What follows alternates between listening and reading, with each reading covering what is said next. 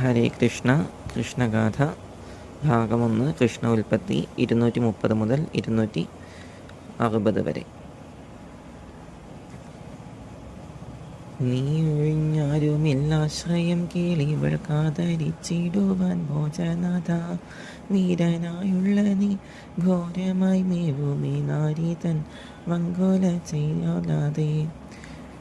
ഇത്തരമായുള്ളൊരുക്തികളിങ്ങനെ സത്വരം ചെന്നവൾ ചൊന്ന നേരം പാപനായുള്ളൊരു കംസന്റെ മാനസം പാറയെ പോലെയങ്ങാകയാലേ.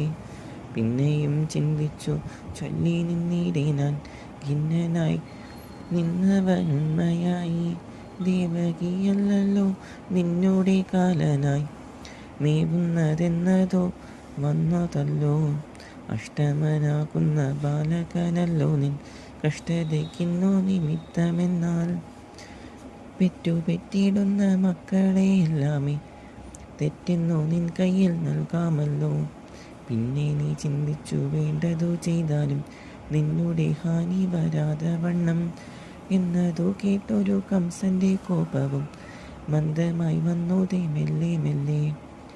മന്ത്രം കൊണ്ടീശൽ തളർന്നു നിന്നിരുന്ന പന്നകവീരൻ തൻ കോപം പോലെ രോധിതയായൊരു സോദരി തന്നെയും ആദരവോടച്ചയച്ചാൻ. പിന്നെ വമ്പുരി വായിൽ നിന്നമ്പാലെ വീണ്ടുപോയി കമ്പത്തെ പൂണുന്നൊരേണം പോലെ.